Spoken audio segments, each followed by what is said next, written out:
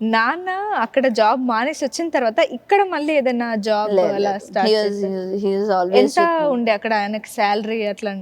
తెలియదు నాకు. తెలీదు. ఓకే, అవంతా మొత్తం వదిలేసుకొని మొత్తం ఇటు వచ్చారు.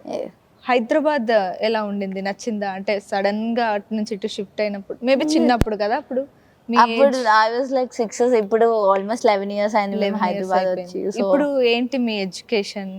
నాది 12th అయిపోయిందండి, నేను డిగ్రీ. ఓకే, 12th అయిపోయి ఇప్పుడు డిగ్రీ. ఏంటి నెక్స్ట్ ప్లాన్? చూడాలి. ఎలా అంటే స్టడీ ఎలా మేనేజ్ చేసుకుంటారు? ట్యూషన్స్ అటెండ్ అయ్యి ఎగ్జామ్స్ రాయటం అట్లా. అంతే. స్కూల్ కి 3rd 4th వరకు రెగ్యులర్ గా వెళ్తున్నాను, దాని తర్వాత వెళ్ళదు. నచ్చదా స్కూల్? నచ్చదు.